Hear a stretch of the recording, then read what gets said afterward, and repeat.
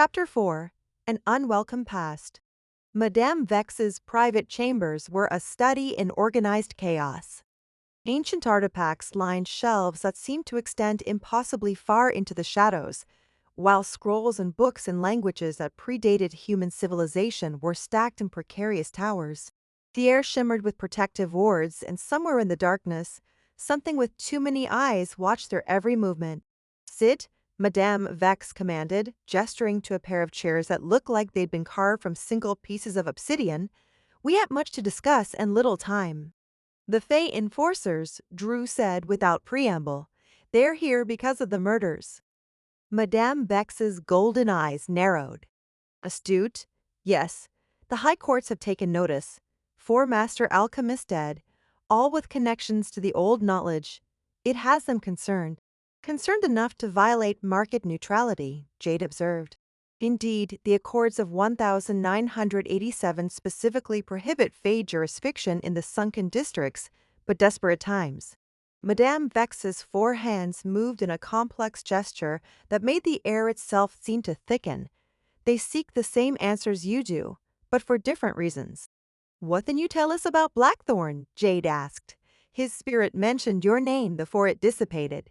Cornelius was a frequent visitor. He sought reagents for his experiments, ingredients that cannot be found in your Scamport surface markets.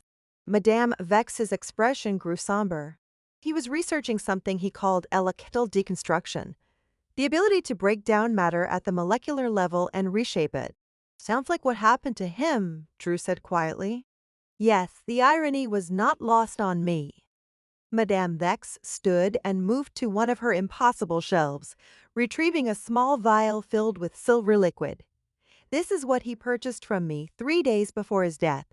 Liquidized starlight, a component in several forbidden transformation rituals." Jade felt her blood chill. "You sold him the ingredients for his own murder?" "I sold him reagents for his research. What others did with similar knowledge is not my concern." Madame Vex's tone brooked no argument. "But I will tell you this. Whoever killed Cornelius understood his work intimately. They used his own formulas against him." "So we're looking for another alchemist," Drew said. "Someone with access to the same research." "Perhaps, or perhaps someone who had access to Cornelius himself." Madame Vex set the vial down with deliberate care. "There is something else. 2 nights ago, a woman came to me seeking information about the murders. She was persistent." "What did she look like?" Jade asked. "Tall, pale, with silver hair and eyes like winter storms. She wore the formal robes of a Fey enforcer captain, but she moved like a hunter." Madame Vex's smile was sharp. "I believe you know her, young Hemling."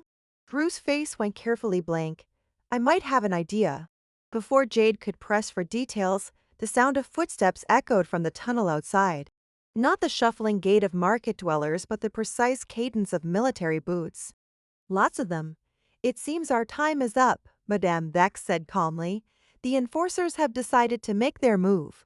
The chamber door burst open without ceremony, and silver-armored figures flooded in. Fey enforcers moved with inhuman grace, their weapons drawn but not yet aimed. At their head strode a woman who fit Madame Vex's description perfectly. Tall, pale, and radiating an aura of barely contained power. "Madame Vex," the woman said, her voice carrying the crisp authority of someone used to being obeyed. "By order of the High Court, you will surrender any evidence pertaining to the alchemist murders." "Captain Alara," Madame Vex replied with mock courtesy.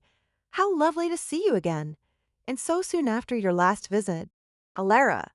Jade filed the name away, noting how Drew had gone very still beside her. The Fey captain's gaze swept the chamber, pausing when it reached Drew. Her expression shifted almost imperceptibly. Surprise, followed by something that might have been pain. "Drew," she said quietly, "I should have known you'd be here." "Alara." Drew's voice was carefully neutral. "Still making friends wherever you go, I see." "Still playing detective, I see." Alara's tone was frost over steel. "Some things never change." "And some things change too much." Drew stood slowly, his hands visible and empty. "What do you want, Alara?" "What I've always wanted, to clean up the messes you leave behind." Alara's silver eyes flicked to Jade. Though I see you found a new partner to endanger. Jade felt her temper flare. I can take care of myself, thanks. Can you? Do you know what your charming partner's last case was? The one that ended his career with the Magical Crimes Division? Alara's smile was cold enough to freeze blood. 3 dead agents and a crime scene that looked like it had been hit by a magical hurricane. All because Drew thought he was smarter than protocol. That's enough. Drew's voice cut through the tension like a blade. You don't get to judge me, Alara. Not after what you did. What I did? Alara's composure cracked slightly. I tried to save you. I tried to make you see reason before you destroyed everything we'd built together. You tried to control me. There's a difference. Jade looked between them, piecing together the obvious history. Ex-partners, maybe more than that. And whatever had happened between them, it was personal enough to make a Fey Enforcer captain forget her professional detachment. Fascinating though this reunion is, Madame Vex interjected, I believe you came here for information, not to rehash old grievances. Alara visibly composed herself, slipping back into her official role. Any evidence pertaining to the murders now? I'm afraid that would violate my neutrality agreements, Madame Vex replied smoothly. The market has always been neutral ground. The market's neutrality is revoked pending investigation of magical crimes against the realm. Alara produced a scroll sealed with silver wax by order of the High Court. Temperature in the chamber dropped noticeably. Jade's breath began to mist and frost formed on the edges of the obsidian chairs. Around them, Madame Vex's protective wards began to hum ominously. You dare bring Fey law into my domain? Madame Vex's voice carried harmonics that made the walls themselves vibrate. I who have maintained the peace between realms for 3 centuries. I dare because 4 masters of the arcane arts are dead, and their killer is still at large. Alara's hand moved to the silver sword at her hip.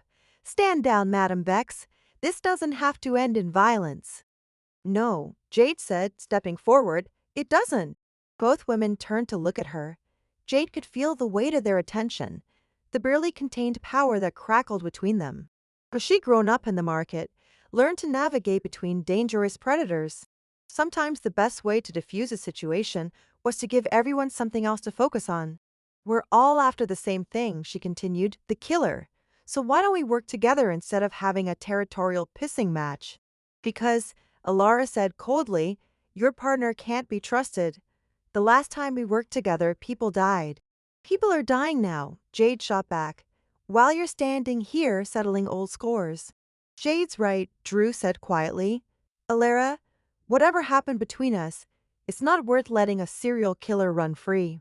Alara stared at him for a long moment, something unreadable flickering in her silver eyes. You always were too idealistic for your own good. And you always were too pragmatic for yours. Before anyone could respond, one of the enforcers stepped forward. Captain, we have a situation. There's been another murder. The words hit the chamber like a physical blow. Alara's head snapped toward the messenger. When? Where? 20 minutes ago, a dream den in the merchant quarter. Same Mo victim dissolved, sigil burned into the floor. The enforcer's voice was tight with professional concern. But Captain, this one was different. The victim was still alive when we arrived. Jade felt her stomach drop. Still alive. Fairly. Conscious but weak-fied. He managed to give us a location before he died. The enforcer's gaze flicked between the detectives and his captain. He said the killer was heading to the old Celestial Library tonight. Drew and Jade exchanged glances. The Celestial Library had been abandoned for decades, its vast collection of magical texts sealed away after the Convergence. If their killer was going there, we need to move, Jade said. Now. Agreed, Alora said, her personal feelings momentarily set aside. But this is a Fey matter now. You will not interfere. Like hell we won't, Jade replied. This is our case. Your case has just become a matter of realm security. Alara's voice carried the weight of absolute authority. Stand down, detectives. That's an order.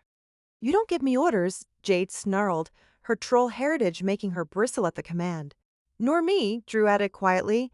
Alara, you can't just. I can and I will. Alara's silver eyes blazed with power. Drew, you have no idea what you're dealing with. The killer isn't just hard-hitting alchemists. They're collecting something. Something that could tear holes in reality itself. Then we need to stop them, Jade said simply. We will. Alara's hand tightened on her sword. But not with you. Drew, you've caused enough damage. I won't let you destroy another case. The silence stretched between them, heavy with old pain and current necessity. Finally, Drew spoke. Then I guess we'll have to agree to disagree. He moved faster than Jade had ever seen him move, his hand flashing to the silver pendant at his throat. The chamber filled with blinding light, and when it faded, both detectives were gone. They materialized in an alley 3 blocks away, both gasping from the strain of the emergency teleportation. Drew's face was pale, and the pendant at his throat was dark and lifeless. That was an on-time use, he said, breathing hard. Hope it was worth it. Was it? Jade asked, studying his face. Because that woman back there, your ex-fiancée, I'm guessing she seemed pretty convinced you're going to get people killed. Drew was quiet for a long moment. She might be right. Care to elaborate? Later. Right now, we have a killer to catch and about a 20-minute head start. Drew straightened his coat and started walking toward the street. The Celestial Library is on the other side of the city. If we're going to beat the enforcers there, we need to move fast. And if we're walking into a trap? Drew's smile was grim. Then would better hope I've learned from my mistakes. As they flagged down a cab, Jade caught a glimpse of silver armor in the distance. The Fae enforcers were mobilizing, and they weren't far behind. Whatever was waiting for them at the Celestial Library, they were going to face it with a very personal enemy breathing down their necks. The killer had made their boldest move yet, striking in daylight and leaving a living witness. But something about the whole situation felt wrong to Jade. Too convenient, too perfectly timed, almost like they were being led exactly where someone wanted them to go.